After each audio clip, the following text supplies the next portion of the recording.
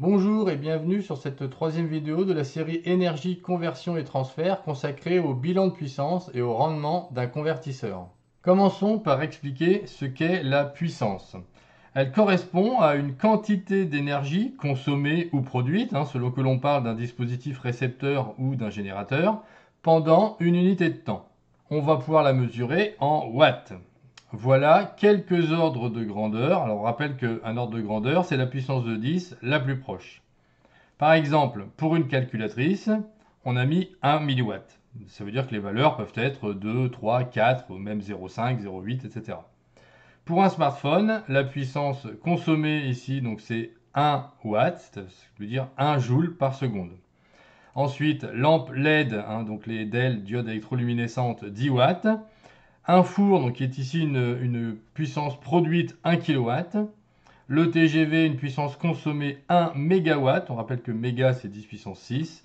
Et pour une centrale électrique, nucléaire ou thermique, peu importe, on a 1 gigawatt pour un réacteur, par exemple nucléaire. Mais ça peut aller très bien jusqu'à 10 gigawatts. Alors d'après la définition qu'on a donnée précédemment, on peut calculer une puissance avec la relation suivante, P égale E sur delta T, avec P qui sera en watts si E est en joules, l'énergie, et delta T, la durée pendant laquelle elle est consommée ou produite, est en secondes. Alors cette relation, elle fonctionne avec tout type de puissance. Par contre, on en a une autre qui concerne, elle, la puissance électrique, qui nous dit qu'on peut l'obtenir par le produit de U fois I, c'est-à-dire la tension par l'intensité. Pour avoir P, la puissance en watts, on doit avoir la tension en volts et l'intensité en ampères. Alors donnons deux exemples de puissance. Pour le premier, on s'intéresse au conducteur ohmique, qu'on appelle couramment résistance. À partir de la loi d'Ohm, qui donne le lien entre la tension au bord de la résistance et l'intensité qui la traverse, donc U égale RI, on peut écrire la puissance P en multipliant par I. On a alors P égale R fois I au carré. Cette puissance est entièrement dissipée sous forme thermique, ce qu'on appelle aussi l'effet Joule. Pour le deuxième exemple, on s'intéresse à une source de tension réelle dont on a vu dans une vidéo précédente que la caractéristique s'écrivait UPN, la tension aux bornes de la source de tension, est égale à E, la tension à vide, moins RI, petit r étant la résistance interne de la source de tension. En multipliant par I, on obtient la relation en termes de puissance que vous avez ici sous les yeux. On peut décrire cette relation en disant que la puissance disponible dans le circuit, qui est donc représentée par UPN fois I, est égale à la puissance consommée par la source de tension apportée par l'alimentation, moins la puissance dissipée par effet Joule liée à sa résistance interne. En général, si on veut effectuer un bilan dans un circuit, il va suffire de se rappeler que la puissance fournie par la source de tension, qu'on peut aussi appeler générateur, va être égale à la somme des puissances consommées, on peut aussi dire dissipées, par les différents récepteurs, conducteurs ohmiques, moteurs, lampes, etc. Alors ces récepteurs, ils sont aussi appelés convertisseurs.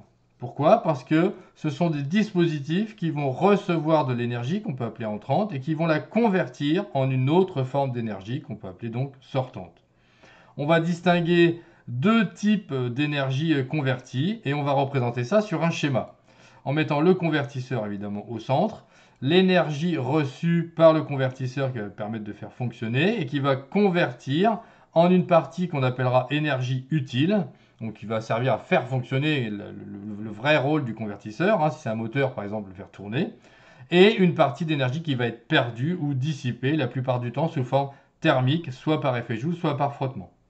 Voici quelques exemples de schémas pour deux convertisseurs. Premièrement, le moteur électrique, donc évidemment la puissance reçue ou l'énergie reçue est sous forme électrique. Une partie de cette puissance ou énergie donc soit transformée en énergie utile, ici donc de l'énergie mécanique, et une autre partie sera dissipée sous forme thermique, ici sous forme de frottement ou électrique.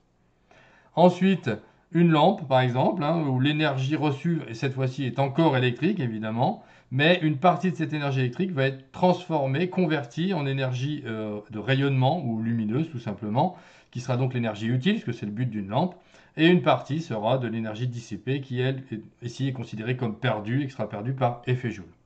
Alors pour caractériser les convertisseurs, on va parler du rendement d'un convertisseur.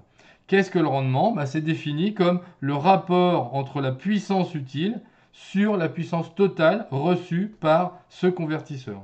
On le note donc état, la lettre grecque que vous voyez ici, puissance utile sur puissance reçue. Ça fonctionne aussi avec de l'énergie si les deux delta T, les deux durées sont identiques. Ça permet de comparer, par exemple, pour des lampes, les lampes LED, les nouvelles lampes LED, elles ont un rendement de 0,8, c'est-à-dire de 80%, alors que les anciennes lampes à incandescence avaient un rendement de 0,05, c'est-à-dire seulement 5% d'énergie électrique convertie en énergie lumineuse. On peut citer aussi le radiateur électrique qui lui a un rendement de 1. Il convertit entièrement, puisque l'énergie utile est sous forme thermique, est perdue aussi, donc tout est thermique et tout est converti en énergie thermique. Voilà, c'est tout pour cette vidéo, je vous remercie, à bientôt et au revoir.